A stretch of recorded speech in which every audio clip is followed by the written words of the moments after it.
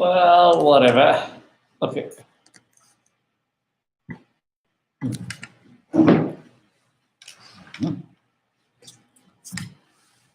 Okay.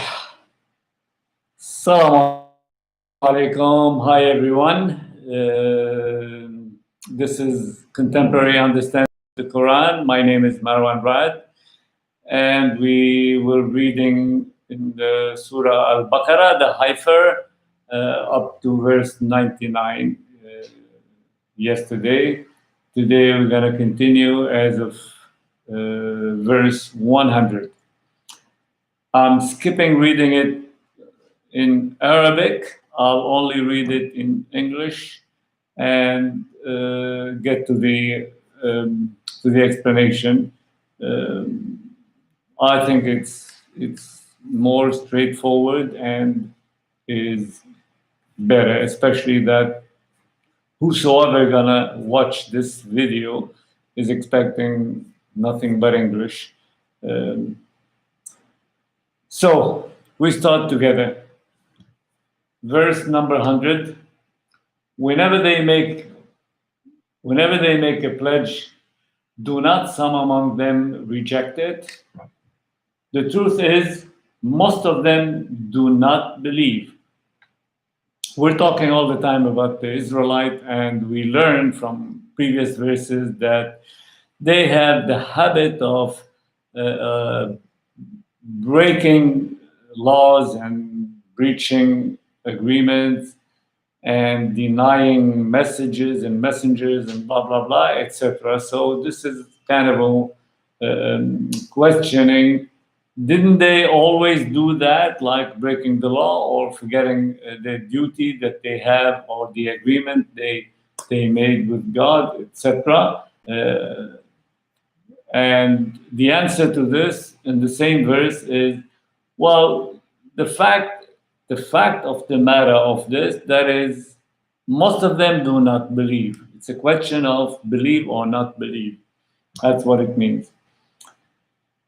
And when there comes to them a messenger from God confirming what is with them, some of those in possession of the law cast the law of God behind their backs as if they knew not.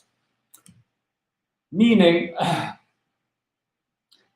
that whenever a messenger came to them from God and having a message that is in conformity of whatever they have in their hands, that means from the Bible. And right here they mean that this verse means Prophet Muhammad, peace be upon him.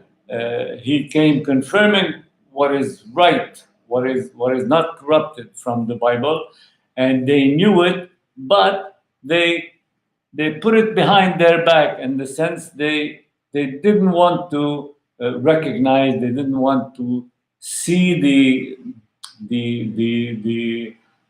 likeness of the same message, because as I explained before, they didn't want to believe in Muhammad because they were expecting a messenger from amongst them. So Muhammad is an Arab and they reject him. So,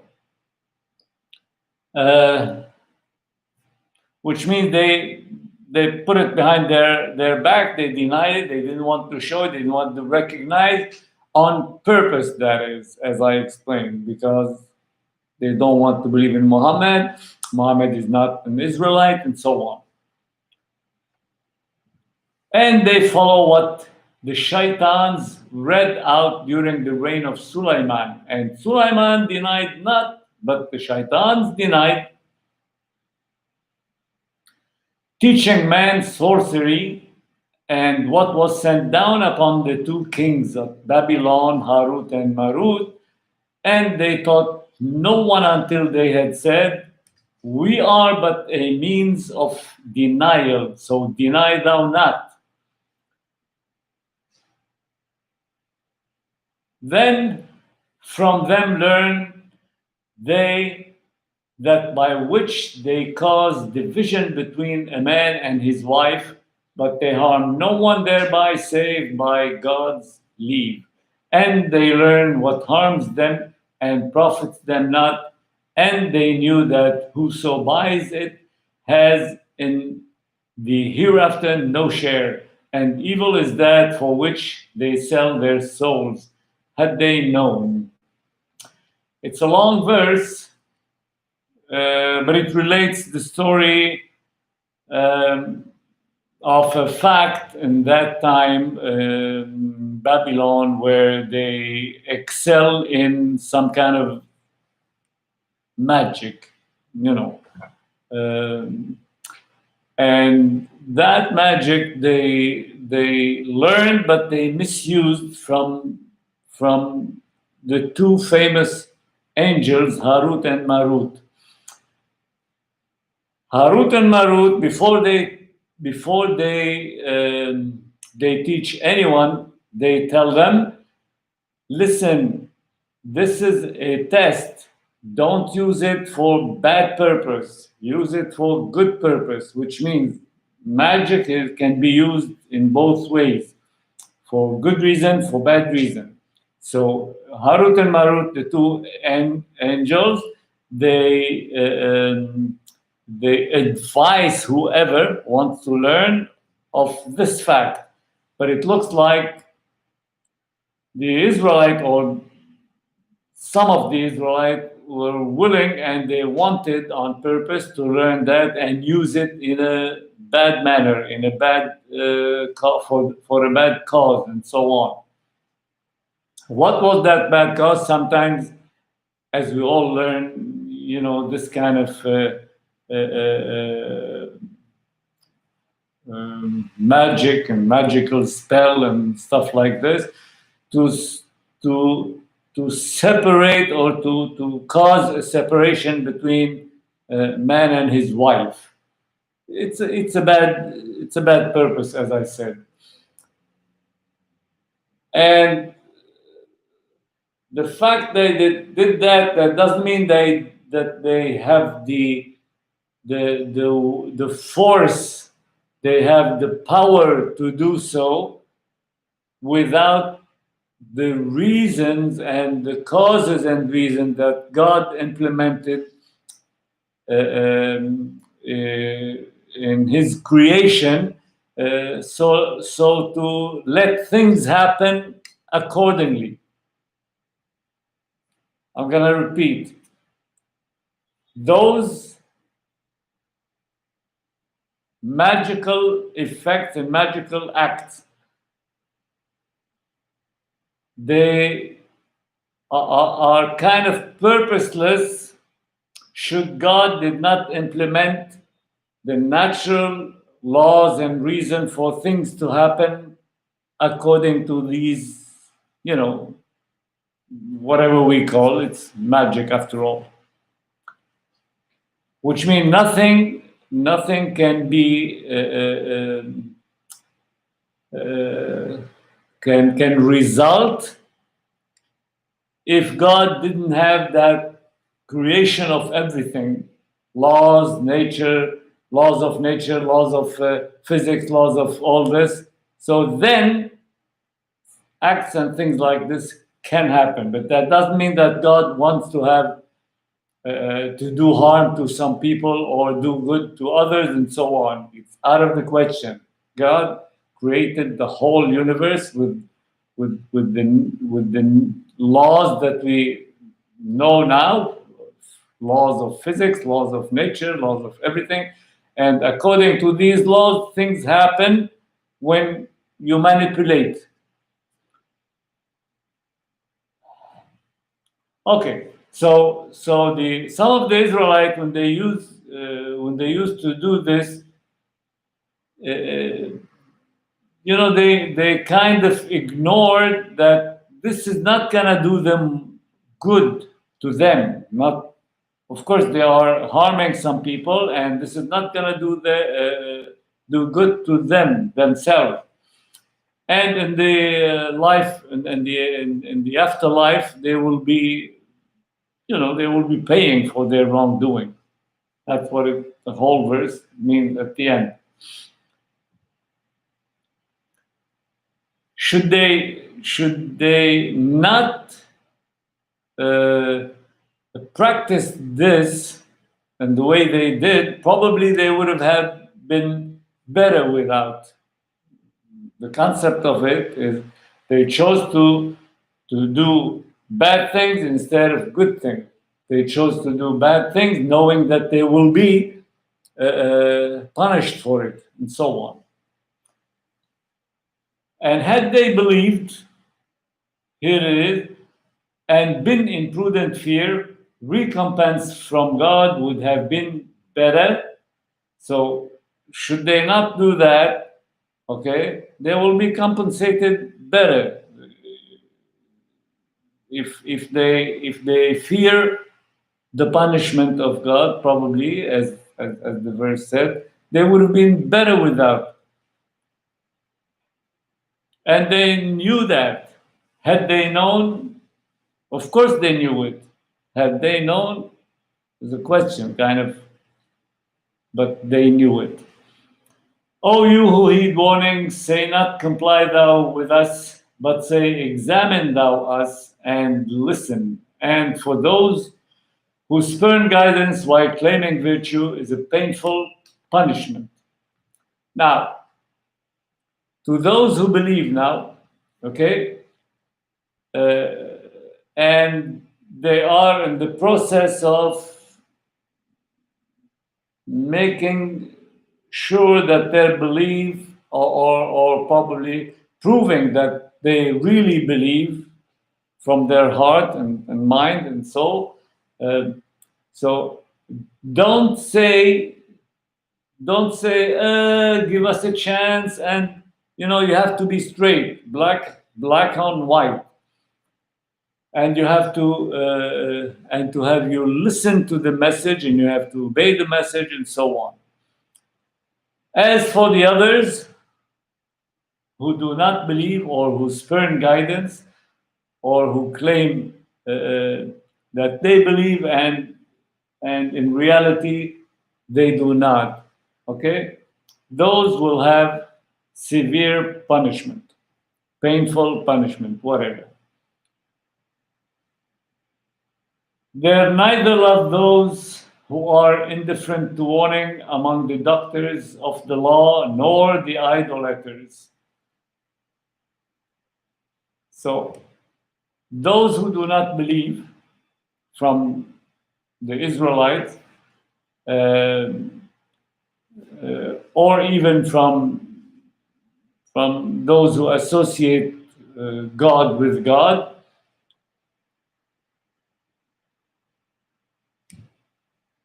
amongst those from Israelite and from those who associate God with God, that there be sent down upon you any good from your Lord, but God chooses for his mercy whom he wills, and God is one possessing tremendous bounty. I'll explain it better. Some of those Israelites and who associate God with Allah, okay, they wish that you didn't have this message, O Muhammad. This is addressed to Muhammad. So, O Muhammad, some of those people wish that you did not receive this message, which means that you are not the messenger. And God says that God chooses what he wants, which means the choice of Muhammad is by God, and God is the all-powerful, all-willing, all-knowing, all this. So he knows who to choose. And God has, is gratefully generous and gratefully powerful, and so on. Which means it's up to God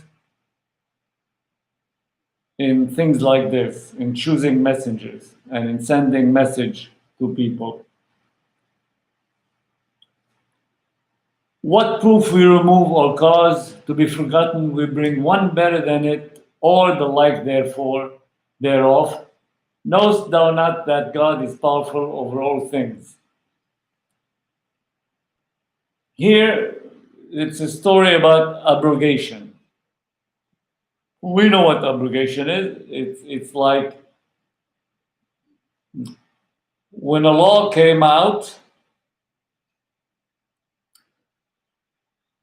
God is saying that this law we can substitute with another law that is better or similar.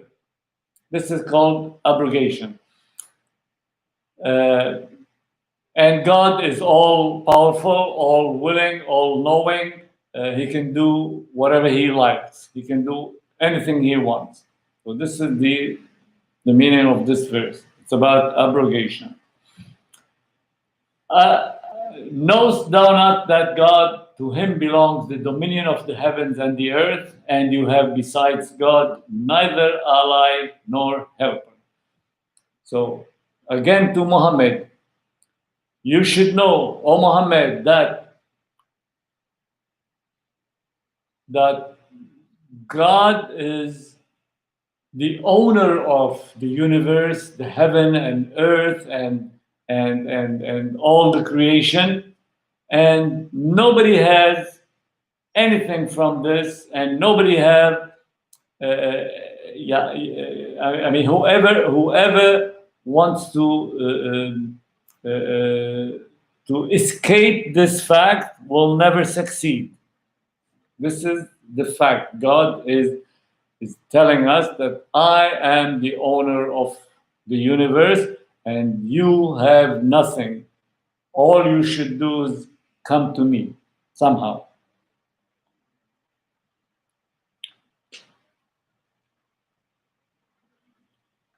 If you desire to question your messenger as Musa was questioned before, and whoso exchanges faith for denial has strayed from the evenness of the way.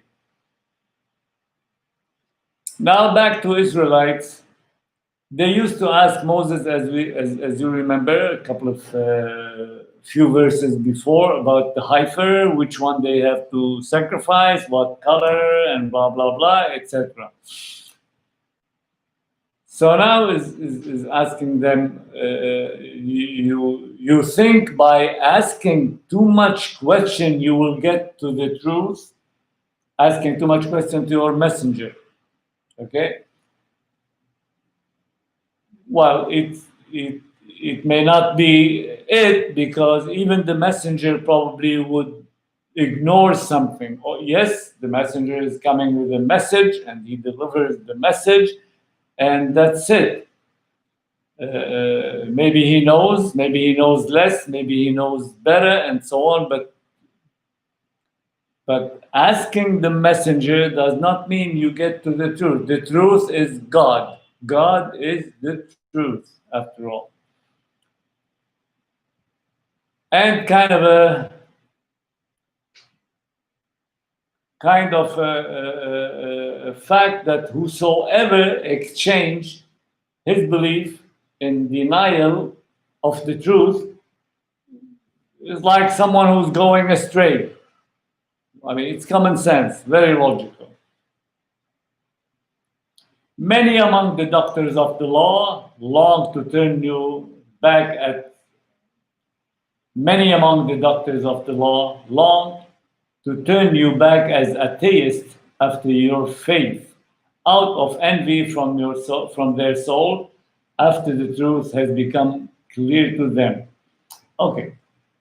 Now, the elite of the Israelites, those who know the book, those who call them doctors of the law, who knows the book, who understood, let's say, more or less the book, wishes that you, O Muhammad, that you will give up on your religion, give up on your faith, okay? Because they envy you since you had the message and not them.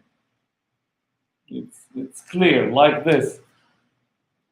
Although they knew the truth and it was predicted in their book and they knew it before. Probably they did not know that he will not be from them, although in the Bible and in the Gospel, it is more or less known. We'll get to that probably later on. So in that case, O Muhammad, but forgive and forbear until God brings his command. God is powerful over all things. So don't worry and don't care much about it. Okay, God will take care of it, and God he will deal with it, and God has all the power to do so.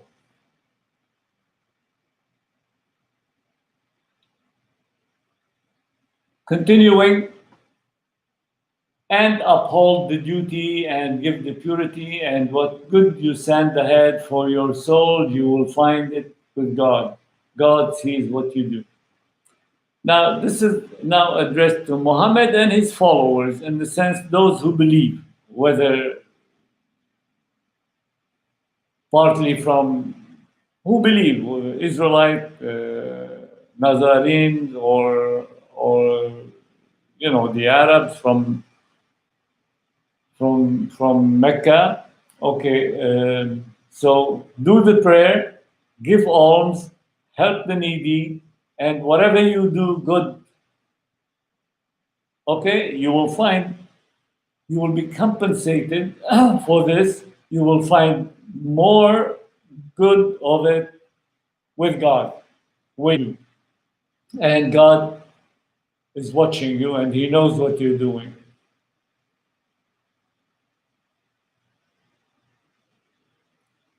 And they say, who they now, not the believers, okay? Either, we will see in the verse, there are part of the Jews, part of the Nazarene.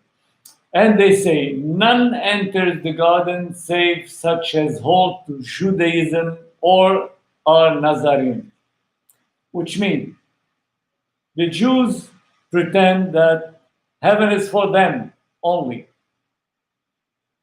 On the other side, Nazarenes as well, okay, pretend that heaven is for them as well. So who should we believe? They sometimes mean Jews, sometimes mean Nazarene in this verse. Okay? Now, God responds, those are their vain desires. These are their wishes, which means that's what they think. Each one of them, each group of them. Say thou, bring your evidence if you be truthful. God is telling Muhammad, tell them if you are correct, if you believe this and this is the truth, okay, so give me the evidence for it. Give me the evidence. Which means, since they don't have any evidence, these are lies. Okay? And God continues to tell us who is going to enter paradise. Verily, in reality, in fact, whoso submits his countenance to God and is a doer of good, okay, for him is his reward with his Lord, and they need not fear, nor will they regret. So those people, who believe in God and count on God to guide them in that sense, and of course, meaning believe in the life after and do good deeds. These are the people who will be compensated in heaven, and they will not regret doing so. Not regret doing, which means believing in God and do the good deeds. And which is, as I explained probably before, this is the base of Islam, the base of being Muslim. Believe in God, and the life after, or in the resurrection, that is, and do good deeds. 3 things. Paradise is guaranteed. Well, in other words, I would say that whosoever does the duty of prayer, the duty of fasting, the duty of alm, the duty of Hajj, the pilgrimage, of course, he will be even compensated better. But it means maybe I would say I put it in some rhetoric understanding. That is probably some people will be in heaven first class, some other will be second class. I mean, it's easy to understand this way to know that not everything, or things are not equal sometimes. You do this much, you'll be compensated this much. You do this much, you'll be compensated, and so on.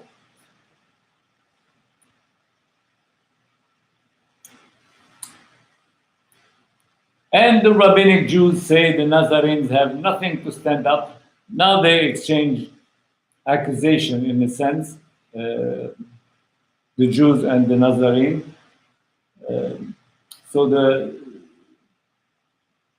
And the rabbinic Jews say the Nazarenes have nothing to stand upon, and the Nazarenes say the rabbinic Jews have nothing to stand upon when they read the law. So they exchange kind of accusation in the sense that Jews would say, "Oh, we are the only people who go to heaven." Nazarenes say, "We are the only people in heaven," although they read the same book. How did they come to this conclusion if they read the same book? Thus say those who know, not likewise. And God will judge between them on the day of resurrection concerning that wherein they differed. It means even other than the Jews and the Nazarenes, and probably before them, that is, other people said the same thing, which means every tribe, every people, every group would think that they are the chosen, they are the best, they are the elite, they are the one who will go to paradise, and not the others, and so on. So everybody would think this, while in fact, God on the day of judgment will be the judge really to tell us exactly who. Which means, in other words, not all Jews, not all Nazarene, not all Muslims, not all, only the goods from those groups who will go to paradise. That's what it means exactly. And who is more unjust than he who hinders the places of worship of God, lest his name be remembered therein, and seeks to undermine them? These it was not for them to enter them save in fear. They have degradation in this world. Now, concerning the non-believer and the one who stands between a believer and, let's say, practicing his belief, okay, those people should not enter even the house of God, be it mosque, be it church, be it synagogue. They should not enter, but in humble way, probably, which means, but to practice a duty, which means if they do not believe, better not enter. That's what it means. And actually, those people are kind of they are unjust in the sense that they prevent others from practicing duty of prayer or something. So they have degradation in this world. Those people who stand between the believer and practicing his or her belief, they will have degradation in this world, which means they will be they will be humiliated somehow, don't know, and they have in the hereafter a tremendous punishment, and God promised to punish them in the life, in the afterlife, on resurrection. And to God belong the east and the west. Whithersoever you turn, there is the countenance of God. God encompasses and knows, which means wherever and however you turn your face or you direct your, you can pray for God, you can practice your worship, you can do anything. It doesn't mean that you have to go to the east or the west, although to be precise, yes, you can do that. That doesn't mean that you should not. However and wherever you will find God and you can practice your duty. God encompasses and knows. God will accept anything you do, however and whatever and wherever. And they say, God has taken a son, glory be unto him. The truth is, to him belongs what is in the heaven and the earth. To him is everything devoutly beautiful. Now they claim, as you know, they claim, which is, um, um, well, in Christianity, that God has a son and Jesus is his son. So the fact is that God is above that, is glorified. He can, everything is his. So why should he need the son? And if ever, why should you say, human, you should say this if he did not say it himself? In that sense, the originator of the heavens and the earth, and when he decrees a thing, he but says to it, be thou, and it is. Which means, since everything is to him, if ever he wants something, all he has to say, be, and it is. We know that. I mean, it's common actually. And those who know not say, oh, that God would but speak to us, or approve, but come to us. Thus said those before them likewise, their hearts are similar. We have made plain the proofs for people who are certain. Now, some ignorance in the sense they always ask something big or bigger than them, like this, oh, let God talk to us, let God tell us this instead of you, Moses, or you, Muhammad, or whatever. Or let him send a sign to us directly, or send an angel to us to inform us kind of directly. They're asking, of course, too much. So such things is said by people before them, like probably any time was things like this was said. They have the same thinking, the same heart, the same way of seeing things probably, and these are people that they don't really conceive and understand, while the verses and the signs and those proofs are meant to those who can understand and believe. We sent thee with the truth as a bearer of glad tidings and a warner, and thou wilt not be asked about the companions of hell. So this is the last verse for today. God said to Muhammad, we sent you as a messenger to deliver the message and to warn people, from not to fall in the wrongdoing. Okay. and you are not responsible for those who will, who will deny your message, which means either they believe or they disbelieve. Should they believe, they'll be compensated. Should they disbelieve, they will be punished. It's as simple as this. We stop here at verse number 119. Hopefully that it was well read, well explained, well understood, and I hope that you enjoyed it after all, and I appreciate your listening. Thank you, and see you next time, inshallah.